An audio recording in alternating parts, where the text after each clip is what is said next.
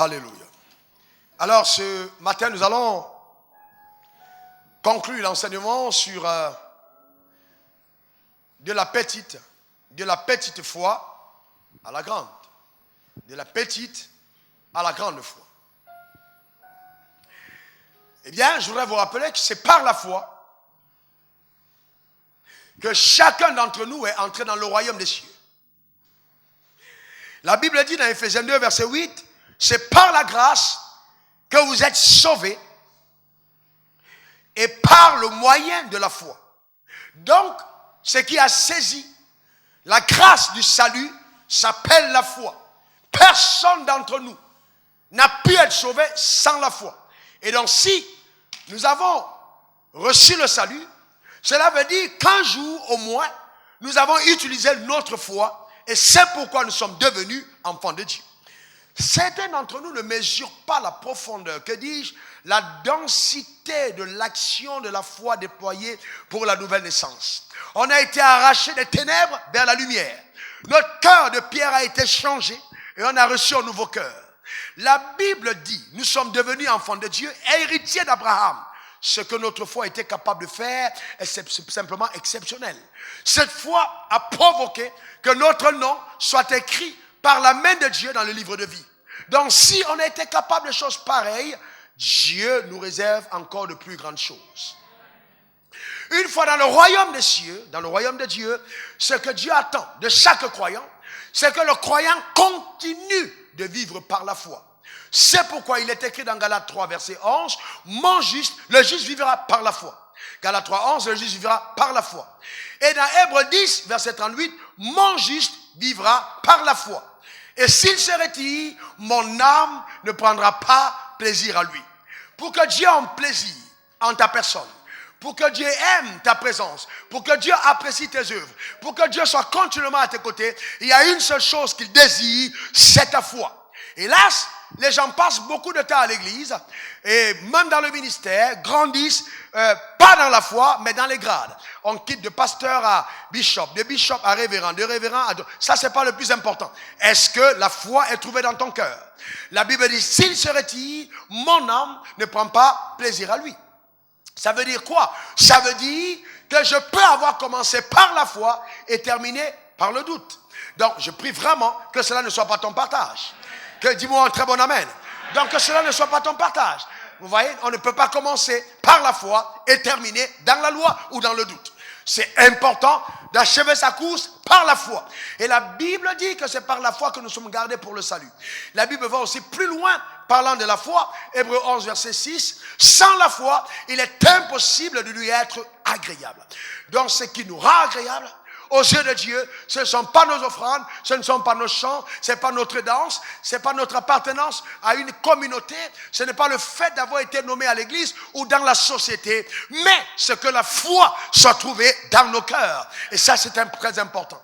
Donc, pour Dieu, la chose la plus importante qu'il veut voir dans la vie d'un croyant, c'est la foi. Donc, il faut garder ta foi. Et c'est même par cette foi, la Bible dit, que nous éteignons tous les traits enflammés du malin. Donc, la foi est indispensable dans le cœur du croyant. Eh bien, malheureusement, beaucoup de personnes ont commencé leur marche par la foi et veulent la terminer par le doute. Mais je décrète sur ta vie, si tu es dans cette assemblée, si tu écoutes ce message, cette destination fatale du doute ne t'arrivera pas au nom suprême de Jésus. Il faut que tu demeures sur le chemin de la foi. Amen. Et il est écrit dans Romains 12, verset 3, que nous avons tous une mesure de foi. Donc Dieu a déposé dans notre cœur, par la nouvelle naissance, une mesure de foi. D'accord? Donc il y a une mesure de foi que Dieu a donnée à chacun. Et donc il a une mesure qu'il a donnée à chacun. Il peut se trouver que cette mesure déposée dans notre esprit soit une petite mesure. Mais ce n'est pas grave, la mesure existe quand même dans notre cœur. Et la bonne nouvelle, c'est que cette mesure, aussi petite soit-elle, peut grandir. Et pour qu'elle grandisse, pour qu'elle fasse des progrès, Dieu a besoin de ta collaboration pour que ta foi se développe, pour que sa foi augmente, pour que tu sois capable de plus grands exploits sur la terre pour honorer et glorifier Dieu dans ta génération. Que cela soit aussi ton partage. Au nom suprême de Jésus, donne-moi un très bon amen. Amen. Voyez, et vous savez, la foi se définit comme étant une ferme confiance en Dieu qui est démontrée. Ferme confiance. Ça veut dire que si Dieu a déposé dans notre esprit la foi, suivez très bien, c'est pertinent, Dieu a mis dans notre esprit la capacité de lui faire confiance. Donc, faire confiance en Dieu, cette capacité nous est donnée par Dieu. Quelqu'un dit amen. Donc elle est déjà en nous. Mais nous devons apprendre à construire et à développer cette capacité de lui faire confiance. C'est déposé dans notre cœur par le Saint-Esprit. Donc quand on est né de nouveau, on a reçu la bulletin d'en haut de faire confiance en Dieu. Et c'est pourquoi il n'y a que les croyants qui peuvent avoir de l'appétit pour les choses impossibles. J'aime ce silence. Pourquoi? Parce que dans votre esprit et dans le mien est déposée cette capacité de croire en Dieu pour des choses exceptionnelles, rares et inhabituelles. C'est dans le cœur du croyant que Dieu a déposé cette aptitude. Et c'est pourquoi certains d'entre vous, vous ressentez le besoin de faire des choses que personne d'autre n'a fait avant. Et votre tête vous décourage en vous disant, c'est une prétention. Non. La prétention naît du fait que ça ne vienne pas de Dieu. Aussi longtemps que c'est engendré par Dieu, ça c'est le début de la foi. Amen. Je déclare sur ta vie que tu feras des exploits inhabituels. Donne-moi un très bon amen. On ne réussit pas dans la vie parce qu'on a eu une agrégation. On réussit dans la vie parce qu'on a rencontré Dieu. Ton amen m'embête, hein? Amen. Donc, il a déposé vous voyez, il a déposé ça en nous. Cette habileté de lui faire confiance. Et cette habileté qu'il a déposée en nous, nous permet donc d'être connectés au surnaturel.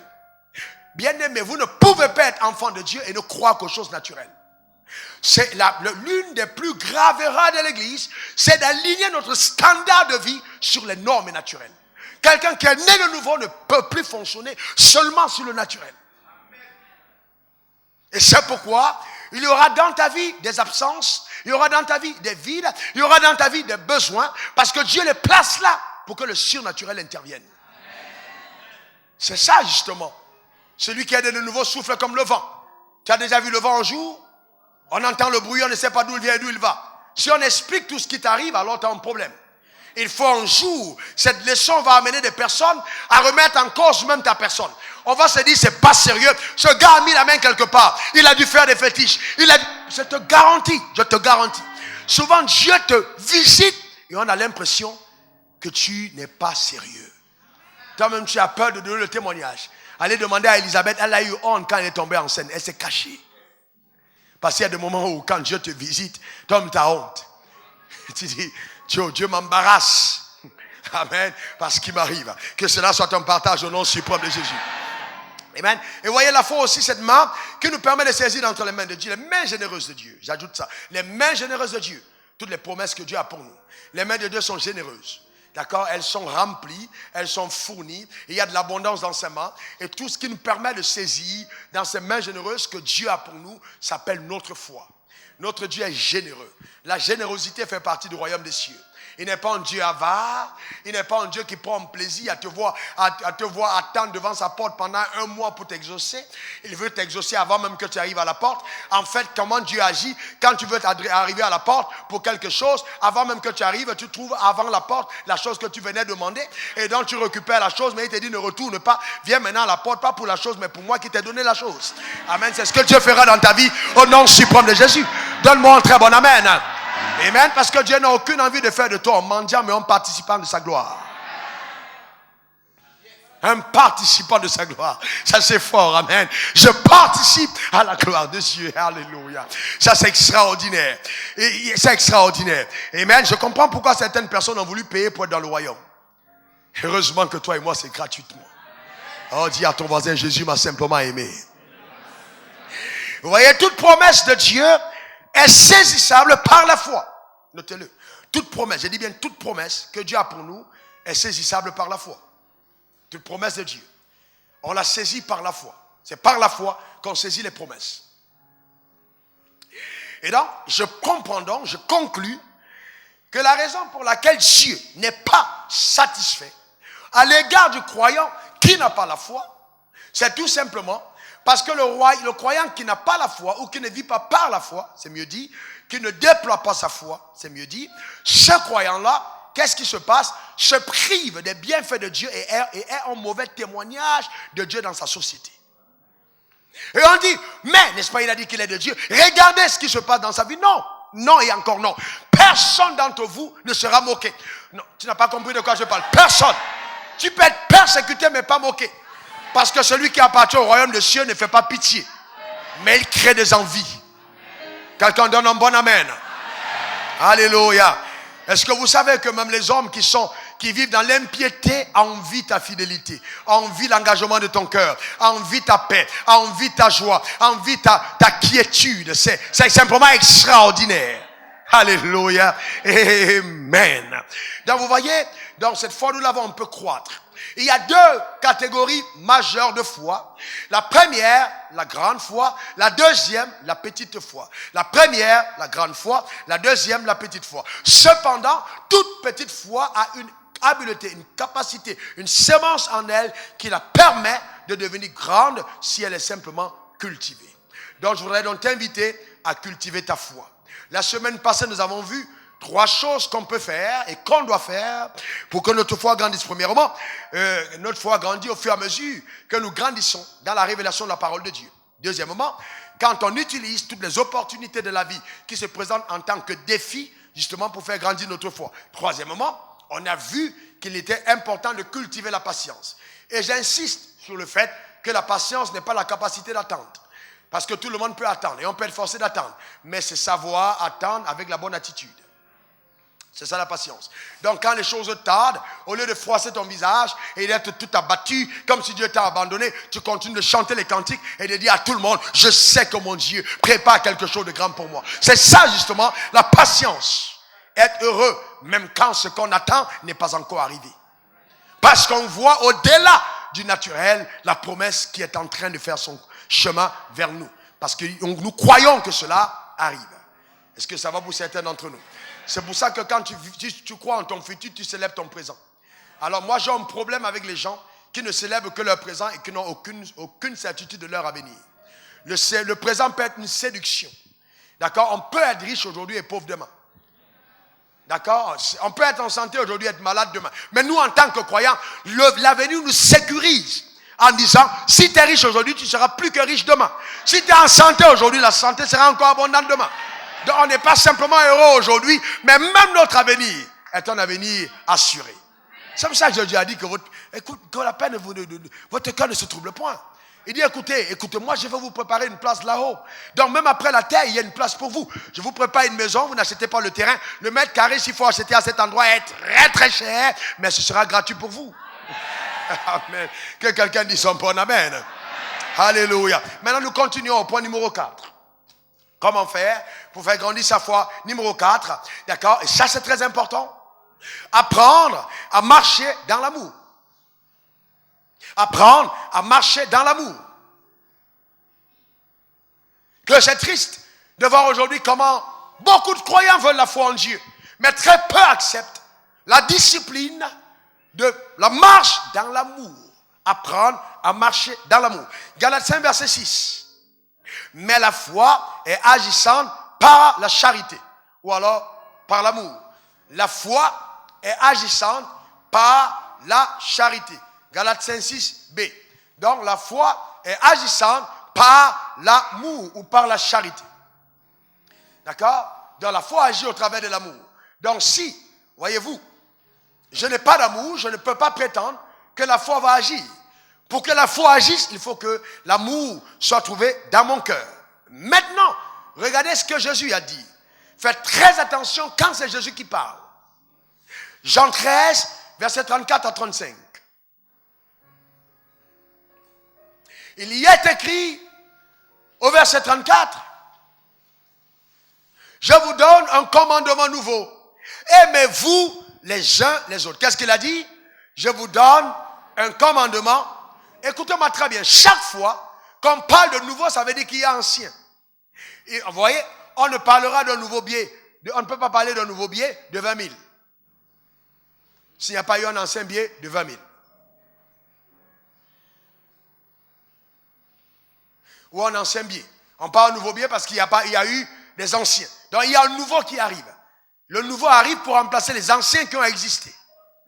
D'accord? Donc maintenant, quand il parle du commandement nouveau, ici, il parle faisant opposition aux 10 commandements de la loi. Tu ne voleras pas, tu ne commettras pas d'adultère, etc. Donc, ces commandements, il dit, moi je vous donne un commandement nouveau. Ce commandement nouveau, c'est lequel? Aimez-vous les uns les autres. Simple. Écoutez-moi bien. Si vous aimez votre frère, est-ce que vous allez voler son argent? On dit ne commettez pas d'adultère. Si tu aimes ton frère, tu vas chercher sa femme? Si tu m'aimes, tu me mens? Comme certains mandent même à leur pasteur? Non. Aimez-vous les uns les autres. Donc, vous voyez, l'amour couvre tout. C'est le commandement nouveau qu'il nous donne. Aimez-vous les uns les autres. Vous voyez? Donc, si nous disons que nous avons l'amour de Dieu et que nous voulons marcher par la foi, nous devons exprimer cet amour. C'est très important. Et c'est justement choquant de voir ce qui se passe aujourd'hui dans nos églises. Vous voyez, 2 personnes sont frères et sœurs, se rencontrent dans le couloir de la grâce pour monter au temple de l'abondance. Mais ces personnes, ça arrive et ne se saluent pas. Et souvent, elles se toisent. Et puis dès qu'elle est dans le temple, alléluia Seigneur, amen. Est-ce que vous savez que c'est la pure religion? Ton frère que tu vois dans la même communauté, tu ne salues pas ton frère. Et souvent, si vous demandez le fondement, il n'y a rien de solide derrière. Mais vous ne vous saluez pas. On arrive même à voir dans les églises les personnes qui sont en affinité parce qu'ils sortent de la même région. Ça, c'est de la bassesse la plus pure. D'accord? Ils se forment de blocs, les uns contre les autres. Non, bien-aimés, la marche dans l'amour. L'amour supporte tout. L'amour croit tout. L'amour endure tout. L'amour ne recherche pas son propre intérêt, mais l'intérêt d'autrui. Donc, si je veux marcher par la foi, je dois faire un effort de coupler ma demande sur la foi avec la loi de l'amour. Aimer. Aimer son prochain. Aimer son prochain. Et je vais vous dire une chose. Aimez-vous les uns les autres. Aimez son prochain. Et ton prochain, c'est celui qui est proche. Même si c'est un ennemi. Qu'importe ce qu'elle dit de toi, qu'importe ce qu'elle raconte, écoute très bien, tu dois l'aimer. C'est une obligation. Si tu veux marcher dans la foi, opérer, voir ta foi grandir, il te faut absolument aimer. Il n'y a pas de place dans la haine pour un cœur qui a choisi de marcher par la foi. Il n'y a pas de place. Vous savez, les gens qui ont de la haine pour les autres, qui sont jaloux, immédiatement je vous dirais, ce n'est pas des adorateurs. Vous ne pouvez pas avoir de la place pour l'amertume, pour la rancune dans votre cœur quand vous adorez. Moi, j'aime l'adoration. Donc, il n'y a rien de tel que d'être dans sa présence, lever les mains et passer le temps avec lui. Mais quand vous avez quelque chose dans le cœur contre quelqu'un, vous sentez que les flots de sa grâce dans votre homme intérieur commencent à s'immuniser. Vous sentez vous-même que les eaux commencent à tarir. Pourquoi? Parce que vous avez quelque chose contre quelqu'un. Vous voyez? Je n'ai pas dit, vous voyez, que vous ne... Vous voyez, quelqu'un peut avoir quelque chose contre toi, c'est normal. Le monde ne va jamais vous aimer. Jésus a dit, il vous hait parce qu'il me hait. Donc, ne pensez pas que les gens vont vous aimer, ils vont vous détester. Mais vous avez obligation d'aimer les gens. C'est ça, justement, l'insistance. Nous devons aimer les gens, pas les détester. Si vous m'attrapez en 1994, Dieu m'a dit, ce que les gens pensent de toi ne changera pas mes desseins à ton égard. Mais ce que toi, tu penseras d'eux, peut justement fermer le ciel sur ta vie. Donc, c'est pas ce que les autres pensent qui compte. C'est ce que moi je pense. Tu penses à ma chute, je pense à ton élévation. Tu penses à ma ruine, je pense à la bénédiction te concernant. Bien aimé, parce que ce que tu penses n'a pas d'impact sur moi, c'est ce que je pense qui m'influence. D'accord? C'est très important. Et vous savez, les gens ne vont pas dire de mauvaises choses sur toi parce que tu es mauvais. Généralement, ils le disent parce qu'ils sont mauvais. On reconnaît une bonne personne par la qualité de ses paroles. On reconnaît une bonne personne par la qualité de ses actions. Donc si quelqu'un dit de mauvaises paroles, c'est parce qu'elle est mauvaise. Vous voyez, Joseph était un homme de bien. Sa femme est tombée enceinte par la vertu du Saint-Esprit, sauf qu'il n'a pas vu le Saint-Esprit. Et il a dit, Marie, j'aime bien ça, nous tous on va au temple. Nous tous on prie. Dis-moi ici, quelle femme tu as vu, tes cousines qui sont là, qui est tombée enceinte par le Saint-Esprit? Toi tu pries plus que qui? En tout cas moi, ce qu'on va faire, on va se séparer. Ne pensez pas que c'était une affaire facile. La médiation a été réglée par Dieu lui-même. Parce que Joseph a dit, tu sors de ma maison, tu t'en vas. Mais je ne vais pas te calomnier. Pourquoi? Parce qu'il a dit, ça ne sert à rien. Que j'aille dire là-bas qu'elle est enceinte. On ne cache pas la grossesse. Est-ce que j'ai besoin de parler? Si quelqu'un est mauvais, est-ce que tu crois que tu as besoin de parler? On finira par voir. Si c'est un manguier, on verra ses fruits. Si c'est un citronnier, on verra ses fruits. Ce n'est pas à toi d'annoncer les fruits qui n'ont pas encore été manifestes. Laisse le soin à l'arbre de montrer ses fruits. C'est la sagesse de la vie. Tu n'as rien de bon à dire, tais-toi. Dans tous les cas, quelqu'un est mauvais, ça se saura. Ne participe pas à la destruction d'un arbre que Dieu a planté parce que ta bouche et ton cœur sont mauvais. Ce n'est pas ça la marche par la foi. Il faut savoir aimer les autres. Et vous savez, je commençais le ministère depuis très jeune et je vais vous dire ceci. Je me suis rendu compte que ceux qui ne paient pas par la foi, qui marchent avec les yeux, sont des mauvais leaders. Et sont vraiment de très mauvais leaders spirituels. Ils ne vont que dans les maisons des hommes riches. Ils ne reçoivent que les riches. Ils ne prient que pour les riches. Et donc les gens sont souvent étonnés. Oh pasteur, tu m'as reçu. Je suis étonné que tu me reçoives. J'ai dit, bien sûr, je suis un serviteur. C'est très important. Je suis un serviteur. Lucifer a eu des problèmes parce qu'il a considéré l'éclat que Dieu lui avait donné au-dessus de Dieu qui a donné l'éclat. Donc, je suis ce que je suis à cause de Dieu. Je dois aimer les autres, même les plus faibles. Prendre le temps. J'ai reçu des gens dans mon bureau. Quand ils sont sortis dans mon bureau, l'odeur qui est restée dans mon bureau n'était pas agréable. Mais je les ai reçus dans mon bureau. Le plus important, c'est l'odeur qu'ils prennent quand ils partent. Ce n'est pas ce qu'ils laissent. Est-ce que quelqu'un comprend de quoi je parle? J'ai prié pour des gens dans mon bureau qui ont vomi dans mon bureau. On a fait nettoyer. J'ai continué de les aimer. Il n'y a aucun problème. C'est pour ça que je suis pasteur. Aimer les gens. Et non les poches des gens, mais les gens. Vous ne pouvez jamais imaginer ce que cache quelqu'un qui a une apparence faible. Toute personne que vous voyez, ne la méprisez jamais. Car le Dieu que nous servons est capable de grandes surprises. Est-ce que quelqu'un est avec moi? De très grandes surprises. Bien aimé, de très grandes surprises. Tu peux être en train d'être assis à côté de la personne qui détient l'économie de la Côte d'Ivoire dans 5 ans, dans 10 ans. Bien aimé, et la personne n'a peut-être pas de chaussures comme les tiennes. Mais l'avenir te surprendra. Le Dieu que nous servons est simplement glorieux. Participons avec notre amour au devenir des autres, à leur embellie, à leur élévation, à leur promotion, à leur bénédiction, à leur visitation, sans être les parasites du succès des autres. Juste là pour tirer et sucer des autres qui ont déjà connu certains succès. Nous sommes tous enfants de Dieu.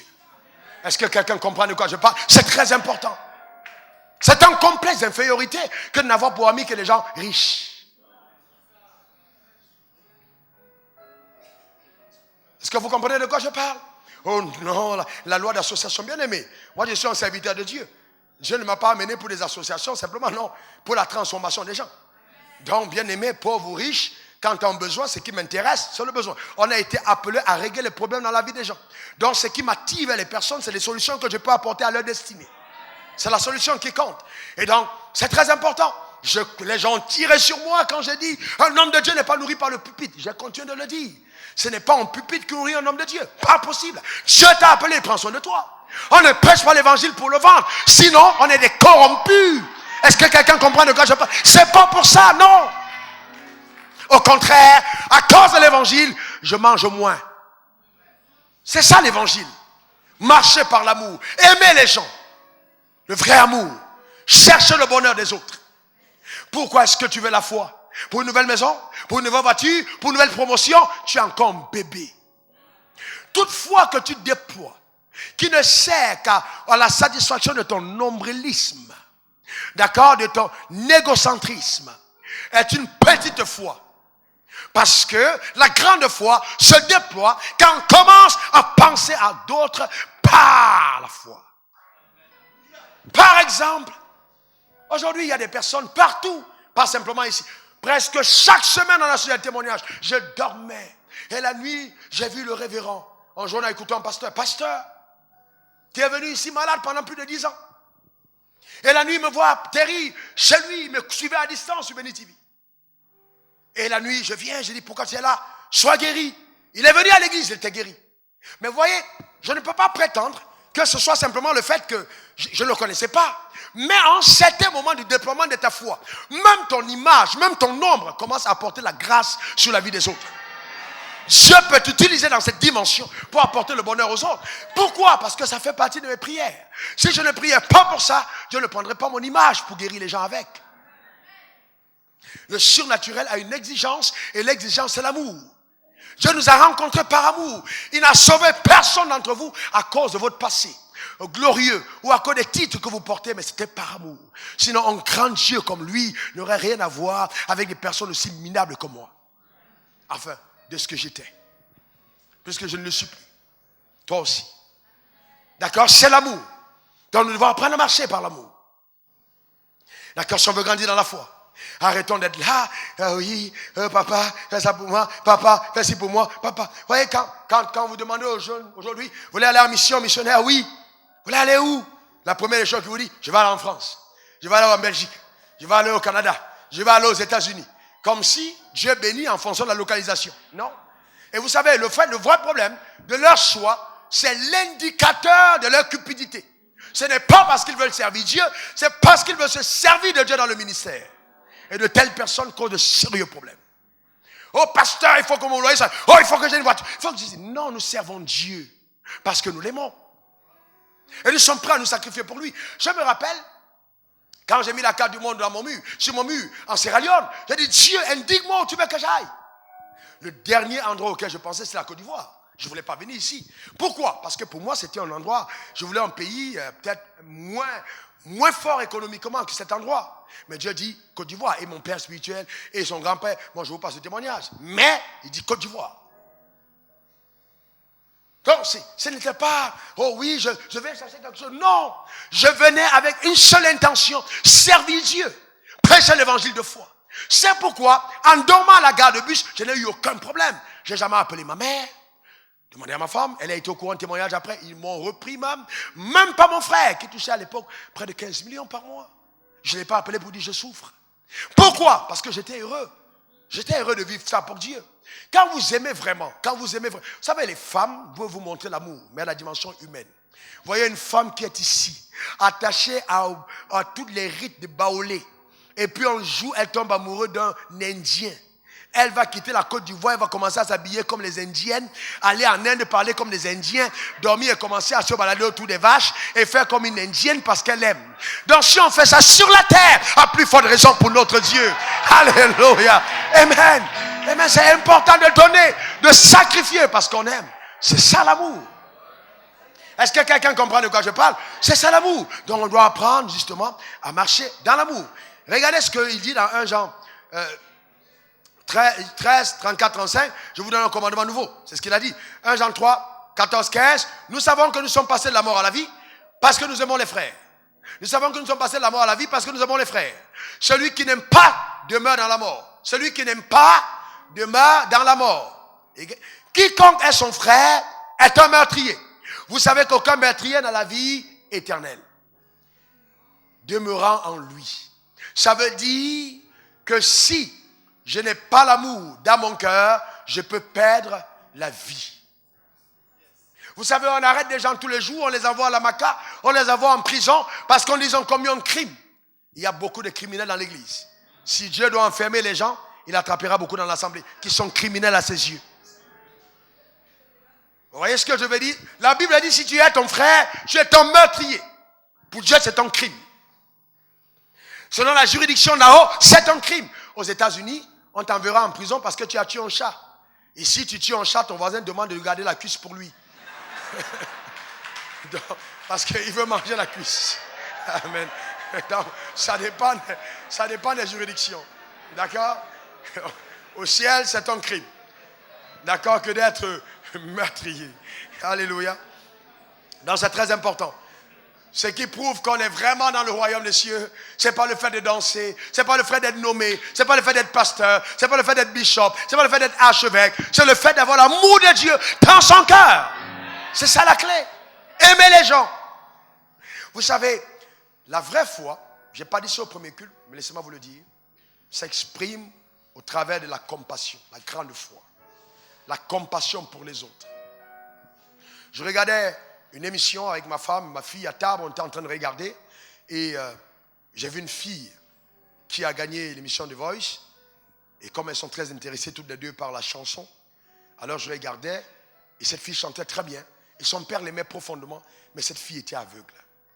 J'ai contenu mes larmes parce que j'étais brisé à l'intérieur de moi-même. J'étais brisé, vraiment brisé à l'intérieur. Qu'une fille comme elle ne voit pas. Si vous ne pouvez pas porter les fardeaux des autres au point où le sommeil est ôté la nuit, pas parce que vous avez un problème, mais parce que quelqu'un d'autre a un problème, alors vous n'allez jamais grandir dans la foi. Apprêtez-vous à résoudre les problèmes qui ne sont pas les vôtres. Et là, vous allez vous rendre compte que votre foi va grandir parce que vous pensez aux autres. La Bible n'a-t-elle pas dit qu'il n'y a plus de plaisir à donner qu'à recevoir? Eh bien, donnez et investissez dans la foi pour les autres. Votre foi va se croître et se développer. Croyez en Dieu pour le salut de votre patron. Oh non, c'est un franc-maçon. Oh non, c'est un satan. Oh non, si. Bien aimé, il n'y a personne qui ne puisse être sauvé. Le salut est accessible à tous. Notre foi est capable d'arracher n'importe qui de la gueule du lion et de l'amener dans le royaume des cieux. Le problème, c'est que nous devons prier. Nous devons croire en Dieu pour que quelqu'un soit sauvé. Pas nous contenter d'appartenir à une église glorieuse, etc. Bien aimé, c'est ça, ça peut être un leurre. Il faut être actif pour les choses du royaume. Et je vois aujourd'hui les églises dites réveillées sombrer dans ce que j'appelle la religiosité. On chante, on danse, on est content, on tisse un club d'amis, mais il n'y a plus de passion pour ce qui passionne Dieu. Ça, c'est dangereux, très dangereux. D'accord? C'est très dangereux.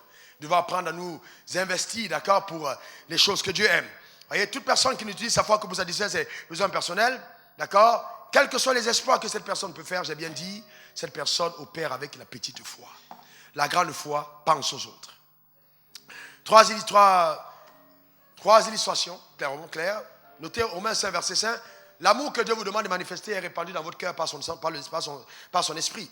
Donc, trois illustrations, la foi du centenier. Le centenier a cru en Dieu pour la guérison de son serviteur. Est-ce que le centenier était malade? Je vous pose une question. Est-ce que le centenier était malade?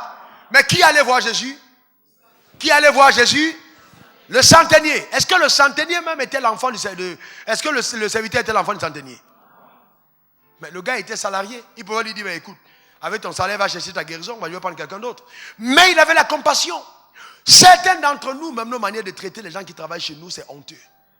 Je vois des gens, j'entends des plaintes. Certaines de vos servantes à la maison, vous les réveillez à 4 heures. Vous dormez jusqu'à 14 heures vous-même. Et quel que soit ce qu'elle fait, vous criez sur elle. Oh, bâtard là, tout ça. Vous êtes enfant de Dieu, enfant de Dieu. Et chez vous, il n'y a rien de Dieu. Est-ce que vous comprenez? Et c'est là, vous voyez, ces personnes arrivent à l'église avec un sac. Ce genre de personnes, l'expression de la chair, l'apparence totale, agrégée en chirurgie. Est-ce que quelqu'un comprend de quoi je parle? Il faut absolument qu'on voit le sac avec lequel tu es arrivé. Même ta démarche a changé. Parce qu'il faut absolument. Donc quand tu passes, il faut lever le sac. Il faut que la copine voit c'est rien du tout ça, les petits trucs que tu as mis de côté. Hein, ou bien tu mets ça comme ça, il faut qu'on voit. Non, ça c'est la chair. Ce qu'il faut promouvoir, c'est la qualité de ton cœur. Ce sont tes bonnes actions, ta capacité d'aimer les autres, de t'investir pour les autres. Ça c'est important. Le reste, on peut s'en passer. Est-ce que quelqu'un comprend de quoi je parle? C'est très important, bien aimé. C'est très important. C'est très, très important. La femme cananéenne a cru en Dieu pour son enfant. Pour le salut de son enfant. Pour la guérison. Elle a supplié. Elle dit, même les miettes qui tombaient de la table, on peut manger. Abraham a cru en Dieu pour toi. Il ne t'a jamais rencontré. Tu ne l'as jamais vu. Certains d'entre vous, si Abraham anticipe, vous ne savez pas que c'est Abraham. Vous allez dire, un juif est venu alors qu'il a cru en Dieu pour ta vie. Est-ce que quelqu'un comprend de quoi je parle? Bien aimé, il faut que ta foi soit en même de créer, d'engendrer des miracles qui ne t'appartiennent pas, de bénir la vie des autres personnes parce que tu as cru en Dieu. C'est ça, grandir par la foi. Qu'est-ce qui te passionne? Ton cœur bat, pourquoi? C'est ton indicateur si oui ou non tu es prêt à quitter la petite pour la grande foi. Croire en Dieu pour les autres. Certains d'entre vous, j'ai eu le sommeil ôté souvent les soirs avec votre image. Sorti du lit alors qu'il pleut pour dire prie pour ce gars. Et je prie avec passion. Pas pour dire Dieu pourquoi tu m'as embêté. Vous savez, si vous dites à Dieu une fois, deux fois, Dieu j'ai envie de dormir, il vous laissera, il viendra pour vous chercher à cette heure pour prier. Et qu'il y a des choses qui t'arrivent parce que tu sèmes dans la vie des autres. Alors ça arrive dans ta propre vie. Il y a plein de choses que je ne demande pas à Dieu. Demandez à ma femme qui m'entend souvent prier, pas tout le temps. Parce qu'il y a des moments où je dis, bon, je reste dans la chambre pour prier, mais généralement, je suis seul. Et j'exprime ma foi dans mes prières. La foi, l'amour ne choue jamais. L'amour ne choue jamais. Vous ne pouvez pas échouer quand vous aimez. Impossible. Impossible. Et le point numéro 5, qui est un sous-point même du numéro 4, mais on va séparer, c'est savoir pardonner. Marc 11, verset 25 à 26. Lorsque vous êtes debout faisant votre prière, si vous avez quelque chose contre quelqu'un, pardonnez. Afin que votre Père qui est dans les cieux vous pardonne aussi vos offenses. Mais si vous ne pardonnez pas, votre Père qui est dans les cieux ne vous pardonnera pas non plus vos offenses. Vous voyez, toute personne qui a une chose contre quelqu'un se ferme le ciel sur sa vie. Donc, examine ton cœur quand tu vas prier. Qu'est-ce que tu as contre quelqu'un?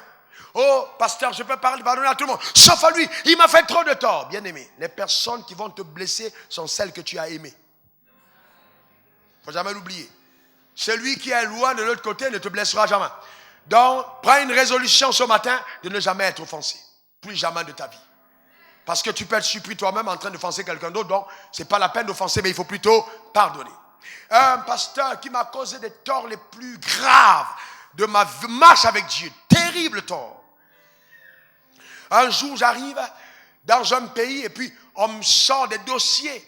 Oh, vrai ou faux, je ne sais pas. Sur sa personne, qui semblent tous cohérents. Et les personnes me disent, bon, on va être nuisible, on va lui causer un tort. Moi, tout de suite, vous voyez, peut-être qu'elles ont été au courant de ce qu'il avait dit. C'est peut-être pour ça qu'ils sont venus me voir pour avoir ma bénédiction et mon soutien. J'ai dit, non, vous ne pouvez pas faire ça. C'est un homme de Dieu. J'ai pris sa défense en disant, ça, c'est pas possible. Je me suis tenu pour lui. En disant, non, ne faites pas ça. Non, on a toutes les preuves. J'ai dit, c'est pas grave, classez. Ne le faites pas du tout. C'est un homme de Dieu. Ne vous attirez aucun malheur. Ne faites jamais du mal à un homme. Je commençais à enseigner. Et donc, au fond de moi, ma chair disait, stop Raoul, laisse-nous nous venger maintenant. Mais mon cœur disait, non, on ne peut pas faire ça. Je ne laisse pas ma chair dominer. Je ne laisse pas les pulsions de ma chair prendre le contrôle de ma destinée. Parce qu'elles peuvent t'induire en erreur.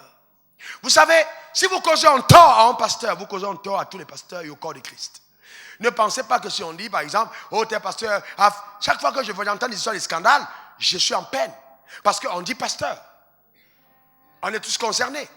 Donc il y a toujours quelqu'un qui dira, oh, mais ce sont ces pasteurs-là. Je ne peux pas perdre mon temps à dire, oui, je suis différent. Non, la différence, ce n'est pas dans le corps, c'est le corps vis-à-vis des païens. Une fois que le corps est touché, c'est le corps qui a mal. Donc vous ne pouvez pas dire, non, c'est la main qui a fait ça, mais la tête est correcte. Non, c'est le même corps. Donc la maturité doit nous amener à couvrir le corps entier, à nous tenir et nous supporter. Vous savez ce que j'ai fait? J'ai écrit un message, je lui ai raconté l'histoire, et puis c'était beaucoup d'histoires en même temps. Et donc, 2h du matin, j'ai envoyé un message, 1h30 par là, 2h du matin, 2h moins, 2h du matin, il m'appelle. Alors, il me dit, ok, est-ce que tu as une minute, on peut parler? J'ai dit, il n'y a pas de souci. Il savait que je ne dormais pas, on a commencé à parler. Et donc, je lui ai dit, voici ce que j'ai entendu, mais moi, j'ai choisi de te couvrir. Je ne sais pas si c'est vrai, je ne sais pas si c'est faux, je ne suis pas ton juge. Dieu ne m'a pas donné cette responsabilité. Je prêche la parole, je ne juge pas les gens. Alors, tout ce que je veux te dire, c'est que si c'est vrai, prends toutes les dispositions utiles pour pouvoir clore cette affaire rapidement, parce que ça peut être dommageable au corps de Christ. Et ça, il a gardé le silence. Et le lendemain, il m'écrit, il me dit, tu sais, je sais que tu penses toujours que je suis quelqu'un de mauvais. J'ai dit non. Je ne sais pas qui je pense que tu es quelqu'un de mauvais, mais j'ai sûrement jugé que je ne ferai pas ce que toi tu avais fait. Moi, j'ai eu des évidences. Toi, tu m'as accusé sans évidence. Tu as voulu me faire du tort. Dieu a été avec moi, mais je t'ai pardonné. Mais moi, en retour, Dieu m'a livré. T'a livré entre mes mains, mais j'ai dit, je ne te ferai pas de tort. Pourquoi? C'est la maturité. Vous comprenez? C'est la maturité. Il faut apprendre à être mature dans la marche avec Dieu. La Bible dit, ne rendez pas le mal par le mal. De mal ne font pas un bien, comme disent les Américains. Donc on n'a pas besoin de se faire du tort inutilement. Il faut apprendre à vous aimer. D'accord? Aimez-vous vraiment. Aime ton frère, aime ta soeur. Aimez-vous véritablement. C'est anormal que vous soyez là, quelque part. Vous pouvez donner un marché, mais vous choisissez de donner le marché à ceux qui n'ont rien à voir avec la croix, au détriment de votre propre frère. Ce n'est pas l'amour. Tout simplement parce que tu te dis, s'il aime peu, on est dans la même communauté, il va se comparer à moi. Il n'y a pas de comparaison dans le royaume.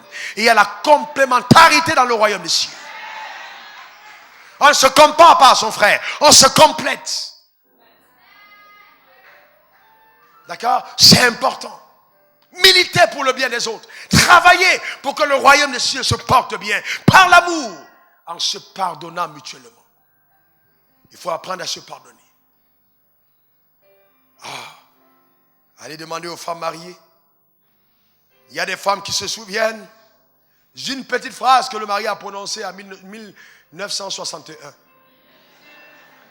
Et quand elle vient voir le pasteur, on était en 1961 au Carrefour Alpha. Il a commencé à parler, il m'a dit Oméga, après il a dit ci, il a dit ça. Donc toutes les phrases sont retenues. Mais si vous demandez à la femme quel est le dernier message que le pasteur a prêché, ouh là là, le message était fantastique. Hein? Il a bien prêché. Ouh, j'ai aimé son costume. Le rabbin était comme les oreilles. C'est tout ce qu'elle a retenu. Mais l'offense du mari, elle a bien retenu. Or, je déclare sur ta vie au nom suprême de Jésus que les choses mauvaises ne seront pas gardées dans le cœur, mais que la parole de Dieu, la sémence de vérité, sera gardée dans ton cœur. Et tu marcheras dans l'amour au nom suprême de Jésus. Donne-moi 3 fois bon amen. Amen. Donc, moi-même, au même titre que vous, j'ai été plusieurs fois offensé, mais j'ai pardonné. Pardonné. D'accord? Il y a eu des offenses jusqu'à l'atteinte sur ma propre vie. Des gens ont envoyé pendant la crise des gens chez moi et je sais qui c'est qui l'avait fait. Puisque le colonel en question, on m'a donné l'information. Je sais bien d'où ça venait. Quelles sont les personnes qui voulaient qu'on me tue pendant la crise? Mais Dieu était avec moi. Mais vous savez quoi? Certains d'entre eux, l'acteur principal, on se voit, salut, on rigole, sans aucun problème, je sais. Mais vous savez quoi? Je ne lutte pas contre la chair. Parce que je sais une chose, si ce n'était pas lui, ça allait être quelqu'un d'autre. Parce que derrière, le diable cherche une porte d'entrée pour être nuisible. Et il y a inimitié entre la sémence de la femme et la mienne. La postérité de la femme et celle du serpent. Donc celle de la femme écrasera la tête du serpent. Donc je sais une chose. Celui qui me déteste parce que je suis en Dieu fait partie de l'influence de la postérité de la femme. Mais moi j'ai toujours la victoire parce que j'écrase la tête. Donc je ne vais pas aller descendre dans la boue. Pour les histoires de la boue, je dois avoir de la hauteur et de la condescendance. Être vraiment élevé dans ma manière de penser. C'est ça le royaume des cieux. Soyez élevés. Soyez élevés. Et vous savez, confrontez les choses. Par 2 personnes. Ta femme t'a fait quelque chose, ne dors pas la nuit et puis non, ça n'a rien. Chérie, réveille-toi, on doit parler. Oh, non, on doit parler. On ne se couche pas sur sa colère. On doit discuter. On marchait ensemble, je t'ai vu, pourquoi tu as regardé le gars là? Oh, pourquoi? C'est pas vrai, c'est sérieux. Non, chérie, c'était non, vous réglez entre vous. Ou alors elle va dire, non, tu étais en train de conduire, j'ai vu au rétroviseur, j'ai vu comment tu regardais la fille là. J'ai vu. Jusqu'à ce que vous traversez cette étape. Des petits problèmes inutiles. Vous parlez entre vous. Amen. Voilà. Et tu dis, je t'aime chérie, c'est rien du tout. Voilà, etc. Vous parlez. C'est comme ça dans le royaume des cieux, c'est la maturité. Vous parlez. Si quelqu'un te dit, voilà, tu as quelque chose contre moi. Si tu as quelque chose, dis oui. Ne dis pas il n'y a rien. Je sais que c'est culturel de dire il n'y a rien. Non. La culture n'a rien à voir dans le royaume. On vit selon la vérité. Est-ce qu'il y a quelque chose? Ton regard vis-à-vis de moi a changé. Ne dis pas il n'y a rien. Parce que c'est visible dans tes yeux. Jacob a remarqué que le regard de Laban n'était plus le même. Et il a décidé de partir. On peut voir dans les yeux. Dis la vérité. Dis tu m'as fait telle chose, je n'ai pas aimé. Vous parlez en frère et vous serrez la main et vous priez ensemble. C'est ça le royaume des cieux. C'est ça la foi. Est-ce que quelqu'un comprend de quoi je parle? Ça ne sert à rien d'aller murmurer et te tuer dans ton coin. Non, nous sommes les enfants de Dieu. On marche dans l'amour. Quelqu'un dit, je marche dans l'amour. Je pardonne à mon voisin, à mon frère et à ma soeur, parce que je suis enfant de Dieu. Alléluia. Dis encore Amen. Le sixième point. Foi grandit, bien sûr, quand nous nous contentons de servir Dieu et de lui obéir. Servir et obéir. Un jour, les apôtres disent, oh Seigneur, augmente-nous la foi. Nous voulons la foi. Et nous voulons la foi, comme certaines personnes peuvent prier ici ce matin. Oh Père, augmente ma foi. Je veux avoir une grande foi. Luc 17, 5 à 10. La Bible dit, les apôtres disent au Seigneur, augmente-nous la foi. Et le Seigneur dit, si vous avez la foi comme un grain de sénévé, vous direz à ce sycomore, déracine-toi et plante-toi dans la mer, et il obéirait. Qui de vous, ayant un serviteur qui laboure ou paie les troupeaux, lui dira, quand il revient des champs, approche vite et mets-toi à table. Ne lui dira-t-il pas au contraire, prépare-moi un souper, saigne-toi et sers-moi, jusqu'à ce que j'ai mangé et bu. Après cela, toi tu mangeras et boiras. Doit-il la reconnaissance à ce serviteur parce qu'il a fait ce qui lui était ordonné? Vous de même, quand vous avez fait ce que vous a été ordonné, dites, nous sommes des serviteurs inutiles, nous avons fait ce que nous devions faire. D'accord? C'est très important, nous avons fait ce que nous devions faire. Donc nous devons apprendre à servir Dieu de façon désintéressée. Plusieurs veulent la grande foi simplement parce qu'ils veulent démontrer à leur génération que aussi Dieu les utilise. Non, Dieu ne va pas satisfaire ton orgueil. Non, pas du tout. Il faut servir Dieu de façon désintéressée. Donc, voyez-vous, on doit donc comprendre que le service de Dieu nous demande de penser à faire ce qui lui plaît, à lui obéir simplement et non rechercher, nous, une satisfaction personnelle. Donc, en venant en mission, j'ai une seule intention, Père, que ta volonté soit faite. Père, que ta volonté soit faite. Père, que ta volonté soit faite. Vous voyez, aujourd'hui, beaucoup de personnes pensent au Père, que ta bénédiction vienne. Au Père, que ta bénédiction. Mais qu'est-ce que c'est la bénédiction en fait? La bénédiction, c'est d'être au centre de sa volonté parfaite. La vraie bénédiction. Ce n'est pas l'argent. Sinon, les trafiquants de drogue seront bénis. Je suis désolé. Ne limitez pas tout au naturel, aux finances, aux maisons, aux voitures. Il n'y a plus que ça dans le royaume des cieux. Il y a la paix et la joie de Dieu dans ton cœur. Il y a le royaume de Dieu qui est en toi. C'est ça qui est important. C'est ça qui est important. D'accord? Il faut donc poursuivre ces choses-là. Servir Dieu, faire sa volonté, lui obéir, quel que soit ce qu'il demande. Pas avoir des calculs derrière, lui obéir. Certains d'entre nous, dès qu'on a eu une position sociale, on ne peut plus rien faire à l'église. On est tellement des patrons que dans la communauté, on se met de côté. On est le grand boss. Mais on vient ici pour Dieu. Donc, écoute-moi bien, tu peux être le grand chef, le directeur du multinational, et puis venir les matins nettoyer l'église. Ça ne diminue rien, ça n'enlève rien à ta valeur. Au contraire, tu sers Dieu. Tu perds ton protocole, tu sers Dieu. Vous devez comprendre ceci, nous devons obéir à Dieu. Quel que soit ce que Dieu nous demande, nous devons obéir.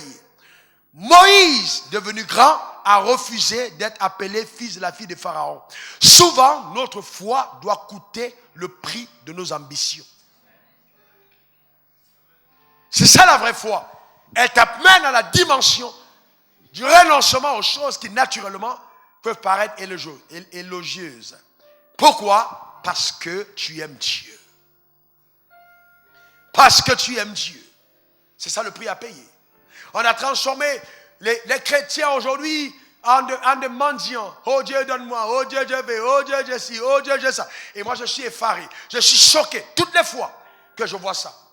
Je dis attention, ne perdons pas l'essentiel de l'action, qui consiste à faire la volonté de Dieu sur terre, à pas obtenir les choses.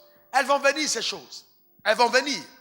Celui qui aimera sa vie la perdra. Mais celui qui perdra sa vie à cause du royaume des cieux la retrouvera. Chaque fois que vous mettez votre prix, votre vie sur l'autel du sacrifice, le Seigneur embellit cette vie-là. Il la comble. Parce que vous avez donné votre vie à Dieu. Véritablement. D'accord? Donc, je sais que ça peut être des paroles dures, ça peut être des paroles difficiles, mais le royaume des cieux, ce n'est pas du chocolat.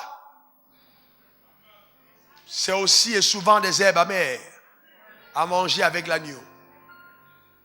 C'est aussi ça le royaume des cieux.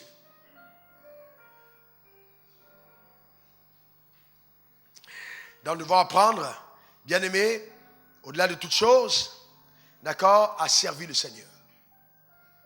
Quand on dit évangélisation, ce n'est pas pour les hommes qui ne travaillent pas.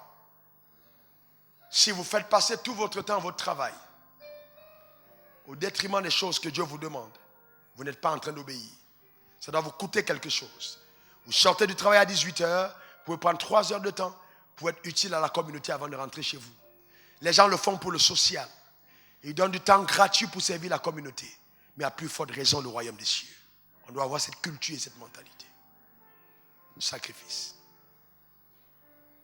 La foi, c'est aussi ça. Elle te demande de poser, justement, ta vie sur l'autel. Bien aimé, je peux me lever aujourd'hui, je vais dans n'importe quel pays que je vais aujourd'hui, je peux partir. Mais, vous savez quoi? Je ne peux plus partir. Parce que j'ai choisi de ne plus faire ce que je veux, mais ce qu'il me demande de faire. C'est un coup après la nourriture, mais moi, il me demande, laisse la nourriture de côté par moment. C'est ça aussi obéir, c'est ça grandir par dans la foi. C'est pas simplement recevoir des choses, mais c'est apprendre à sacrifier certaines choses pour Dieu. Comme Abraham, notre père, l'a fait. Tu veux toujours grandir dans la foi? Amen. Lève ta main si tu veux toujours grandir dans la foi. Tu dis, Dieu, aide-moi véritablement à te servir comme tu le demandes. À payer le prix. Alléluia. Amen. C'est très important. Tu peux y arriver et tu vas y arriver si tu le désires vraiment. Et je vais conclure avec le 7e point. Être soumis à un leadership de foi. Être soumis à un leadership de foi. Ça aide à faire grandir ta foi. Je vais t'expliquer comment. Regardons dans Hébreux, de 2 Timothée d'abord, 1, verset 5.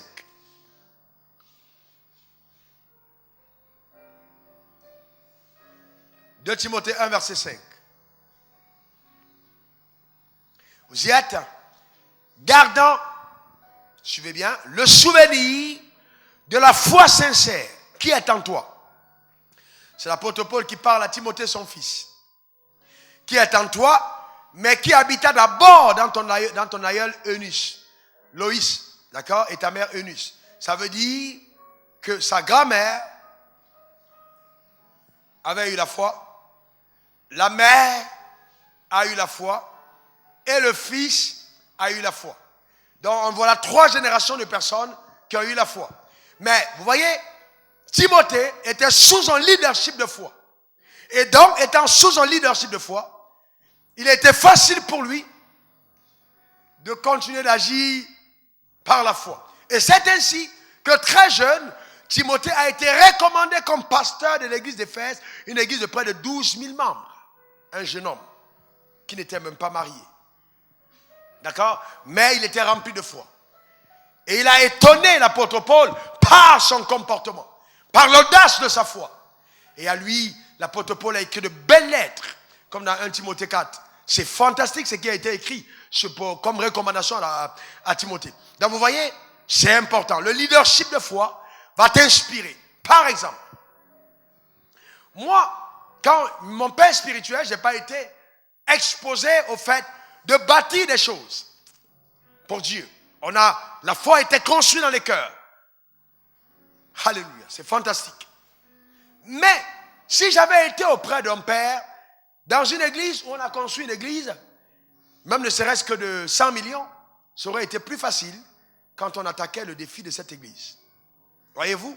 Mais je n'avais pas eu un père dans la foi qui m'avait montré où j'avais vu les choses se faire. Donc, j'ai dû passer beaucoup de temps avec le Seigneur, par l'esprit, l'adoration, méditer pour apprendre. D'accord? Ça nous a pris 6 mois pour construire un édifice de près d'1 milliard avec tout ce qui est dedans. Bon, en 6 mois. Les gens vont dire, oh, c'est fabuleux, c'est une grande œuvre de foi. On a sans effort, sans transpirer, sans manipuler, sans appeler les gens. Non, ça a été fait par la foi, simplement. Maintenant, si un pasteur est là, un de mes pasteurs qui était témoin, le jour où il va vouloir construire un temple, il va devoir croire en Dieu pour un temple de 10 milliards.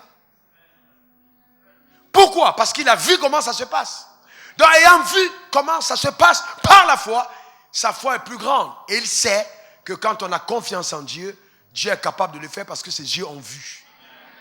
Vous voyez? Donc, quand on est dans ce leadership de foi, ça devient plus facile pour nous de manifester la foi.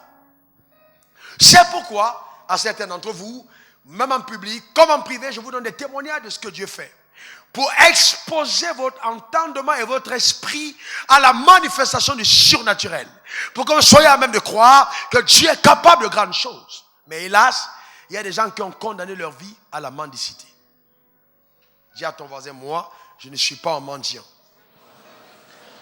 Le potentiel qui est en moi, je fais le choix de l'exposer et de bénir ma génération par ma vie. Alléluia. Et je termine en disant ceci, bien-aimés. Voyez-vous, la Bible dit que nous sommes environnés d'une nuée de témoins.